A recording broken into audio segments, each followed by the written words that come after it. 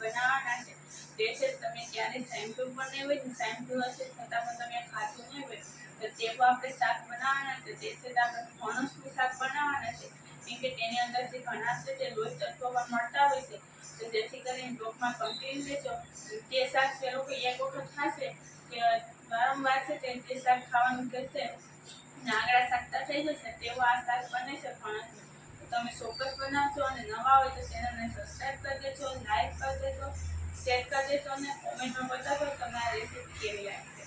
આપણે છે તો આ ફણસનું શાક બનાવવાનું છે તે આપણે કઈ રીતના બનાવું તે હું તમને બતાવવાનું છે કેમ કે તે છે તે ચોમાસાની ઋતુમાં છે તે મજા આવે છે ખાવાની. તો તેને આપણે પહેલાં તો આપણે આ રીતના આપણે વચ્ચેથી તેને આપણે કટ કરી નાખીએ આ રીતે કેમ કે તે છે તે કઠણ હોય છે એટલા માટે થઈને કટ કરવામાં વાર લાગે છે. પણ પહેલાં છે તો આપણે તેને શરીરની ઉપર છે તો આપણે તેલ લગાવી દેવાનું અને પછી કટ કરવાનું તેને આ રીતના. તમે જોઈ શકો છો કે આપણે તેને આપણે કટ કરી નાખ્યું છે આ રીતના.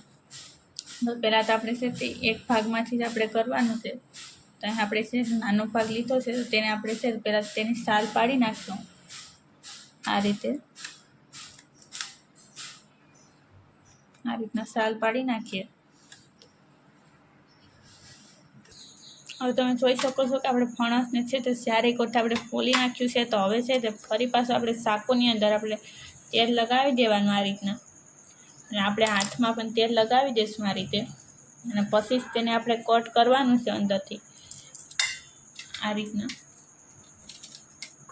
કેમ કે જો આમે કટ થાય છે ને આપણે ઊભી શીરું કરવી હોય તો તે પણ આપણે કરી શકીએ છીએ કેમ કે આ ચીકણું હોય છે એટલે છે તે ફોલવામાં ને સુધારવામાં છે તેની મહેનત હોય છે વધારે. બાકી તો છે તે આમ તો છે ખાવા માટે એકદમ ટેસ્ટી એવું જ બને છે.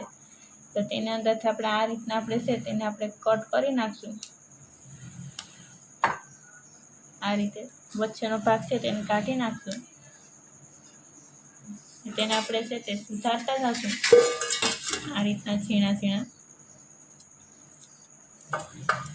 આ રીતના આપણે છે તે સુધારી નાખીએ તેનો વચ્ચેનો ભાગ છે તે કટ કરીને કેમ કે તેના બી હોય છે તે વધારે વહેલા હોય છે એટલા માટે થઈને. બી કૂણા હોય તો તમે તેને નાખી શકો છો. આપણે બી છે તેની અંદર કૂણા છે અમે તેને આપણે આ રીતના આપણે ઝીણા ઝીણા સુધારી નાખશું ફણસને. પછી જ તેને આપણે બાફવા મૂકવાનું છે એટલે છે તે આસાનીથી છે તે આપણું આ સળી જાય ફણસ.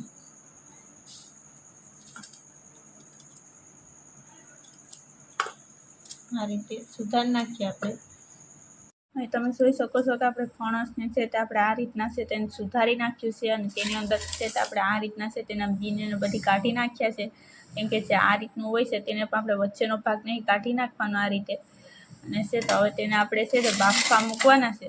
તો તેના માટે છે ને અહીં આપણે છે તે એક કુકર લીધું છે તો એની અંદર આપણે પાણી નાખીને રાખ્યું છે. તો તેની અંદર આપણે ફણસને છે તે નાખી દઈશું આ રીતના. પાણી નાખીને ત્યાં ધોતા જઈશું અને નાખી દઈએ આ રીતે. એટલે જરાય પૂંજો તેની અંદર સિકાઈસવાળો ભાગ હોય છે તો તે નીકળી જશે પાણીમાં આપણે ધોશું એટલે. આ રીતે આપણે નાખી દઈશું કેમ કે આપણે બાફી નાખશું એટલે છે તે ફટાફટ છે તે આપણું સડી જશે શાક. એટલે છતાં આની અંદર કંઈ વાર નથી લાગતી પરંતુ જો તેને આપણે સુધારવામાં જ આપણે વાર લાગે છે પરંતુ તો આ રીતના આપણે કરીએ છીએ ને તો ખાઈએ આસાનીથી સુધારાય છે. ઘણા લોકો છે તે સુધારવામાં પણ છે તે સિકાઈસને લીધે છે તે આ રીતના ફણસ લેતા નથી પરંતુ તેલવાળા હાથ કરી અને તે છે તે સુધારે છે શરીરમાં તેલ લગાવીને તો તે જરાય સિકાઈસ રહેતી નથી. અને આ રીતના તમે જોઈ શકો છો કે આપણે નાખી દીધું છે ફણસને.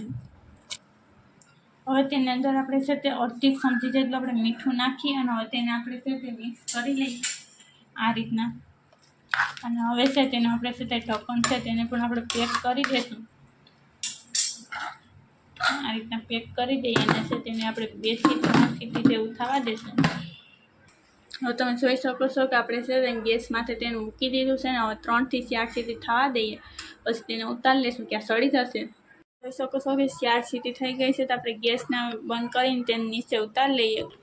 હવે તેને આપણે છે તે જોઈ લઈએ સળી ગયા છે કે નહીં. અહીં તમે જોઈ શકો છો કે આપણા છે તે ફણસ છે તે સડી ગયા છે આ રીતે, કેમ કે જો આપણે આ રીતના કરીએ છીએ તો તરત છે તે પોસા થઈ જાય છે, તો મતલબમાં છે તે સડી ગયા છે. તેને આપણે કાઢી લેશું એક ડીશની અંદર આ રીતના પાણી કાઢીને આ રીતે, અને પછી આપણે સુધી કાઢી લીધું છે ને તેને થોડી વારમાં ઠંડુ થવા દઈએ આપણે. ત્યાં સુધીમાં આપણે આ વઘારની તૈયારી કરી લઈએ અને કઈ રીતના વઘાર કરવો તે હું તમને બતાવું છું. હા, તમે જોઈ શકો છો કે આપણે ગેસ ઉપર તેલ મૂકી દીધું છે ને તેને આપણે ગરમ થવા દઈએ. તેલ ગરમ થાય એટલે તેની અંદર કઈ રીતના આપણે વઘાર કરવાનો છે તે હું તમને બતાવવાની છું. તો તેના માટે થઈને પહેલાં તો આપણે તેની અંદર આપણે રાઈ નાખવાની છે. અહીં આપણે 1 ચમચી જેટલી આપણે રાઈ લીધી છે. તેલ ગરમ થાય એટલે નાખી દઈશું. હવે આપણે તેની અંદર રાઈ નાખી દઈએ આપણે 1 ચમચી જેટલી. હવે તેની અંદર આપણે જીરું નાખવાનું છે, કેમ કે જો તમે કાંદા ખાતા હોય તો કાંદા પણ તમે નાખી શકો છો, પરંતુ અમે છે શ્રાવણ મહિનો ચાલુ છે એટલે નથી ખાતા, એટલે કાંદા સ્ટાર્ટ કરી નાખ્યા છે, તમે નાખી શકો છો. અહીં આપણે રાઈ પકડે છે તો તેની અંદર આપણે નાખી દઈએ જીરું 1 ચમચી જેટલું, તેને પકડવા દેવાનું.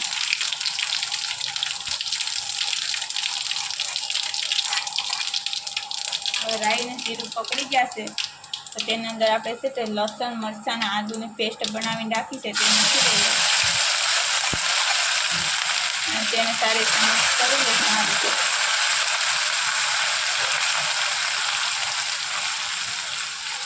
કેમ કે આ રીતનું શાક તમે બનાવો છો તો એકદમ ટેસ્ટી એવું શાક બને છે અને બધા લોકો આંગળા ચાટતા થઈ જશે એવું શાક બને છે ફણસનું. હવે તમે જોઈ શકો છો કે આદુ લસણ અને મરચાંની પેસ્ટ આપણે તૈયાર થઈ ગયેલી હતી તે એકદમ સડી ગઈ છે. તો તેની અંદર આપણે છે ટમેટાં નાખી દઈશું જે આપણે ઝીણા સમારેલ રાખ્યા છે તેને આપણે સળવા દેવાના છે. તેની અંદર કોઈ પણ સાઈઝમાં આપણે મસાલો નથી નાખવાનો, તેને આપણે આ રીતના એમને સળવા દઈએ, હલાવતા જશું સળવા દેવાના છે. હવે તમે જોઈ શકો છો કે ટમેટાં છે તે એકદમ છે તે સડી ગયા છે, ગ્રેવી ટાઈપ મતલબમાં થઈ ગયા છે. તો તેની અંદર આપણે મસાલા કરી નાખશું. પહેલાં તો મસાલા કરવા માટે થઈને પહેલાં તેની અંદર આપણે છે તે 1 ચમચી જેટલી આપણે હળદર નાખી દઈશું આ રીતે. અને હવે છે તેની અંદર આપણે છે તે ધાણા જીરું પાવડર આવે છે તે અહીં આપણે છે તે 1 ચમચી જેટલું આ રીતના નાખી દેવાનું. હવે આપણે ધાણા જીરું પાવડર નાખી દીધો છે તો તેની અંદર અહીં આપણે છે તે 1 ચમચી જેટલું આપણે લાલ મરચું નાખી દઈશું આ રીતે. કે તમે વધારે પણ નાખી શકો છો તીખું કરવું હોય તો. અને હવે તેની અંદર આપણે છે તે સ્વાદ મુજબ મીઠું નાખી દઈશું આ રીતના, કેમ કે આપણે બાફવામાં નાખ્યું તો એટલે મસાલા પૂરતી જ આપણે નાખવાનું છે, એટલે આપણે 1 ચમચી જેટલું મીઠું નાખ્યું છે. તો તેને આપણે સારી રીતના મિક્સ કરી લઈએ મસાલાને આ રીતે. હવે છે તેની અંદર આપણે છે તે લીંબુનો રસ નાખવાનો છે. અહીં તેમ જોઈ શકો છો કે આપણે લીંબુનો રસ છે તો આપણે અડધું આપણે નાખી દઈશું, અડધું ફાંડ્યા જેટલો આ રીતે. હવે છે તેની અંદર આપણે છે તે નાખવાનું છે તે છે આપણે અહીં આપણે સિંગનો પાવડર લીધો છે તે નાખી દઈશું, પીસેલી સિંગ મતલબમાં લીધી છે તે આ રીતે. અને હવે તેને આપણે સારી રીતના મિક્સ કરી લઈએ બધી મસાલાને, કેમ કે આ રીતના બધી મસાલો મિક્સ કર્યા બાદ હવે તેની અંદર આપણે પાણી નાખી દઈશું.